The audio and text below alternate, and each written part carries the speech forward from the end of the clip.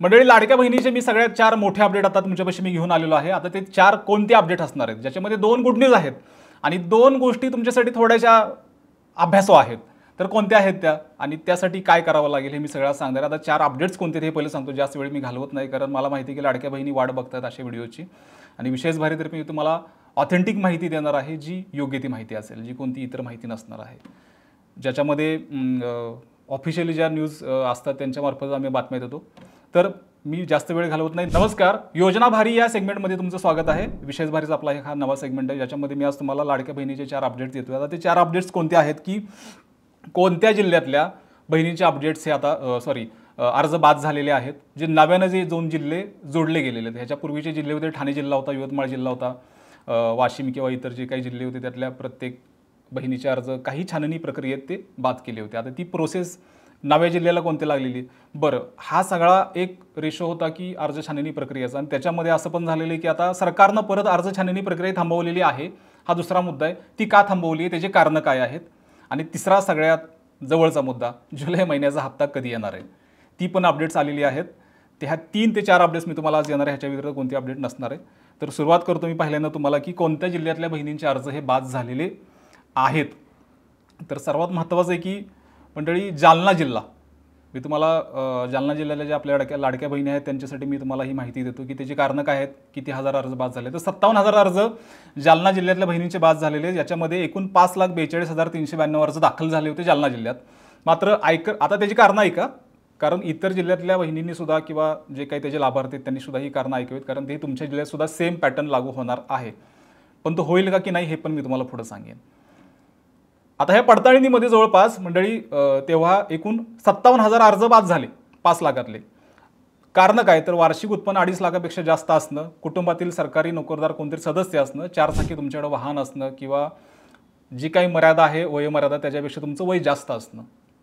आणि जर तुम्ही संजय गांधी निराधार योजनेसारख्या ज्या काही योजना आहेत किंवा इतर कोणत्याही सरकारी योजना आहेत त्याचा जर तुम्ही लाभार्थी असाल कोणीही, तर तुम्हाला लाडकी बहिणीसाठी योजनेला अर्ज करणं हे चुकीचं ठरतं असं सरकारचं म्हणणं आहे। याच्यामुळे हे अर्ज जालना जिल्ह्यातले लेटेस्ट अपडेट आहे ही जालना जिल्ह्याची, त्यातले 57,000 अर्ज बाद झाले। त्याच्यामुळे जर असं कोणाला वाटत असेल की मला जूनचा हप्ता आलेला नाही आहे, त्याच्या आधीचा हप्ता आलेला नाही आहे, तर त्याचे रिझन हे आहेत की तुमचे अर्ज बाद झालेले आहेत। आता दुसरा जिल्हा कोणता आहे, तर दुसरा जिल्हा आहे नागपूर जिल्हा। मंडळी, नागपूर जिल्ह्यात नागपूर जिल्ह्यात एकूण टोटल 10,73,000 महिलांनी अर्ज केले होते। त्याच्यापैकी 30,000 लाडक्या बहिणींचे अर्ज हे प्राथमिक पडताळणी, कदाचित या अर्जांची संख्या वाढू शकते, अपात्र अर्जांची। यात कोणत्या बहिणींचे अर्ज कॅन्सल झाले ते पण मी तुम्हाला सांगतो की यात कार असलेल्या महिला, आयकर भरणारे कुटुंबीय महिला आणि संजय गांधी निराधार योजनेच्या लाभार्थी असलेल्या ज्या कोणी महिला असतील किंवा त्यासारख्या इतर कोणत्याही स्कीम ज्यांच्याकडे आहेत त्या महिलांना हा अर्ज करता येणार नाही। जसं की PM किसान योजनेला सेम आहे की जर तुम्ही समजा उदाहरणार्थ ट्रॅक्टर योजना घेतली, आपण त्याच्या सविस्तर व्हिडिओ बनवलेला, तुम्ही आवर्जून बघा तो। जर तुम्ही ट्रॅक्टर योजना असेल तर त्याच्यासुद्धा तुम्ही त्या व्यतिरिक्त दुसऱ्या कोणती योजना घ्या, पण ट्रॅक्टर योजना परत 10 वर्ष घेऊ शकत नाही। हे तसंच आहे की इथं जर तुम्ही संजय गांधी निराधार योजनेची कोणतीही तुम्ही लाभार्थी असाल तर तुम्ही लाडक्या बहिणीला अर्ज करू शकत नाही। आणि नागपूर जिल्हा 30,000 अर्ज अपात्र आहेत, 10 लाखपैकी हे अर्ज वाढू शकतात अपात्रतेचे। आणि दुसरा जिल्हा आहे लेटेस्ट मधला हा जालना जिल्हा। ह्या 2 तुम्हाला मी आता अपडेट दिल्या। आता जी तुमची गुड न्यूज आहे ती गुड न्यूज मी तुम्हाला सांगतो। तारीख तर मी सांगेनच कधी मिळेल तुम्हाला जुलैचा हप्ता, ती पण त्याच्या आधीची एक गोष्ट आहे ती पण मी तुम्हाला सांगतो। आता याच्यामध्ये असं झालेलं आहे की ज्यावेळेस ही योजना चालू झाली त्यानंतर अनेक महिलांना पैसे दिले गेले, सरसकट दिले गेले। त्यानंतर काही छाननी प्रक्रिया झाल्या, ठाणे जिल्हा आला, परत त्याच्यात लागला मुख्यमंत्र्यांचा, माजी मुख्यमंत्र्यांचा, त्यानंतर पुढं बरंच काही सगळ्या जिल्ह्यामध्ये ते छाननी झाल्या। आता त्याची छाननी कशी केली जाते ते पण मी पुढं सांगेन आणखी। पण सरकारचं असं म्हणणं आलेलं आहे की आता आम्ही ही छाननी, ही चाळणी पद्धत पूर्णपणे थांबवणार आहे। त्याचं रिझन काय आहेत, तर सरकारनं असं सांगितलेलं आहे किंवा एक बातमी अशी येते की प्राप्तिकर भरणाऱ्या महिलांचा कुटुंबाचा डेटा अर्थ खात्याकडून राज्य सरकारने मागवला होता, पण आता ह्या डेटा मिळाल्यानंतर 2.5 लाखाच्या उत्पन्न असलेल्या त्याहीपेक्षा जास्त कुटुंबातील महिलांची छाननी होईल अशी शक्यता होती। म्हणजे ज्यांचं 2.5 लाखाच्या खाली उत्पन्न आहे त्यांना ते लाभार्थी राहतील, पण ज्यांचं सरकारनं आता मध्यंतरी डेटा मागवला, जी छाननी प्रक्रिया मगाचपासून मी सांगतोय की जी सुरू होती, त्याची सुरुवात नागपूर आणि जालना जिल्ह्यातनं झाली होती, ती आता छाननी प्रक्रिया सगळ्या महाराष्ट्रातली थांबवलेली आहे असं चाललंय, त्यांची शक्यता आहेत। का, तर त्याचं रिझन एकच आहे, आगामी महानगरपालिका निवडणुका, नगरपालिका निवडणुका, नगर परिषदा, जिल्हा परिषदा, पंचायत समित्या आणि ह्या सगळ्या निवडणुकांचा विचार लक्षात घेता ही छाननी प्रक्रिया सध्या स्थगित केलेली आहे आणि निवडणुका संपेपर्यंत, ह्या सगळ्या निवडणुकांचा चक्र संपेपर्यंत ज्यांनी ज्यांनी नोंदणी केलेली आहे, ज्या ज्या पात्र आहेत त्या सगळ्यांना जुलैचे हप्ते येतीलच येतील असं सरकारनं सांगितलेलं आहे. आणि सरकार अशी अपेक्षा व्यक्त केली जाते, ही अजून गोष्ट आहे, कारण ही बातमी अशी आहे आणि ही TV9 आणि इतर आपल्या ज्या काही महत्त्वाचे जे सोर्सेस आहेत त्याच्यामार्फत मी तुम्हाला सांगत आहे. ह्याला दुसऱ्या कुठल्याही गोष्टीचा नाही आहे, ऑथेंटिक सोर्सेसमधून मी तुम्हाला माहिती देतो आहे. तर त्यानंतरच सरकार छाननीबाबत पुढची पावलं उचलेलं. आता ह्याच्यानंतर ही स्कीम चालू राहील का? एवढ्या सगळ्या निवडणुका झाल्या, आत्ताच स्थगिती दिली, ही गुड न्यूज आहेच निश्चितच आहे, पण ह्याच्या पुढं होऊ शकेल का ही छाननी? तर सरकार त्यानंतर बघेल काय करायचं, छाननी अजून करायची की नाही करायची ती, आणि आता त्याची कारणं काय असणार आहेत. आता छाननीचे कारणं मी तुम्हाला सांगतो, त्यानंतर तुम्हाला हप्ता कधी येणार आहे ते पण मी तुम्हाला सांगेन.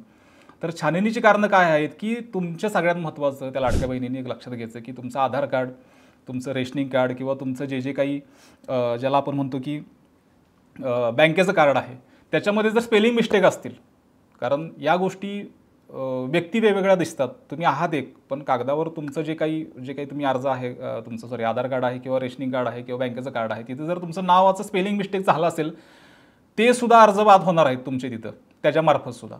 त्याच्यामुळे तुम्ही असं नाही की माझं बाबा नाव वेगळंच आहे तरी मी एकच, अजिबात नाही, ते सुद्धा कारण तिथं पकडलं जाणार आणि ते सुद्धा अर्ज छाननीमध्ये बाद केलं जाणार आहे आणि त्याच्यामुळे तुम्ही लाभार्थी होऊ शकणार नाही. तर हे त्याचं एक महत्त्वाचं कारण असेल आणि अशा अनेक त्याला क्रायटेरिया आहेत जेणेकरून तुमचा अर्ज त्यातून बाद होऊ शकतो. आता सगळ्यात महत्त्वाची मोठी अपडेट अशी की जी गुड न्यूज तुम्हाला होती की जुलैचा हप्ता तुम्हाला कधी मिळणार आहे. तर साधारण असं बोललं जातं TV9च्या माध्यमातून की जुलैचा जो एंडिंग आहे, म्हणजे साधारणतः एंडिंग चालूच आहे, जुलैच्या काही शेवटच्या दिवसात तुम्हाला हप्ता येईल जुलै महिन्याचा लाडक्या बहिणीचा. आणि जर समजा तो त्या दिवशी नाही आला त्या 2-4 दिवसात, तर साधारण ऑगस्ट महिन्याची 5 तारीख, ऑगस्ट महिन्याच्या 5 तारखेपर्यंत, लास्ट तारखेपर्यंत तुम्हाला हा हप्ता दिला जाईल असं सरकारकडून सांगण्यात येते. एक अपडेट आहे TV9 मार्फत ही. तर ह्या ज्या काही 4 महत्त्वाच्या अपडेट्स होत्या की कोणत्या जिल्ह्यातले अर्ज बाद झालेत, नागपूर आणि तुम्हाला मी जालना जिल्हा सांगितला, किती हजार अर्ज बाद झालेत तेही सांगितलं, कारणं त्याची सांगितली मी सगळी तुम्हाला. आणि सगळ्यात महत्त्वाचं असं होतं की गुड न्यूज होती की आता छाननी प्रक्रियेचे अर्ज बाद झालेले आहेत, ते का झालेत त्याची निवडणुकांची मी कारणं सांगितली. महिलांचं म्हणणं येते की आम्हाला योजना असताना तुम्ही सरसकट दिलं आणि आता छाननी का लावलेली आहे, तर त्या सगळ्या गोष्टी त्याची कारणं पण मी तुम्हाला दिली की तुमचे जर नावं स्पेलिंग मिस्टेक असतील, व्यक्ती तुम्ही एकच आहात पण आधार कार्डला नाव वेगळे, वेलांटी वेगळे किंवा जी काय कारणं असतील तर ती तुम्ही नीट करायची आहेत, परत तुम्ही त्याला हे करू शकता, कंप्लेंट तिथं देऊ शकता आणि करू शकता ते सगळं.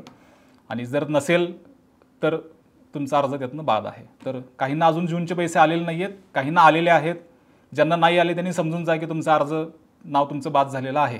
तर या पद्धतीने हे सगळं आहे. आणि जुलैचा हप्ता मी तुम्हाला सांगितलं आता की जुलैचा हप्ता हा तुम्हाला साधारण या जुलै महिन्याच्या एंडिंगला येईल, नाही तर ऑगस्ट महिन्याच्या 5 तारखेपर्यंतच्या आत किंवा 5 तारखेला तुम्हाला जुलैचा हप्ता हा तुमच्या खात्यावर जमा होईल. तेव्हा ह्या 4 महत्त्वाच्या अपडेट्स होत्या. याच्याही पुढच्या ज्या अपडेट्स असतील त्या आम्ही तुम्हाला निश्चितच देऊ. तोपर्यंत विशेष भारीला सबस्क्राईब करा अशाच माहितीसाठी, आणि लेटेस्ट अपडेट्ससाठी सुद्धा मी तुम्हाला परत एकदा हा व्हिडिओ नव्यानं घेऊन येऊ शकतो. धन्यवाद.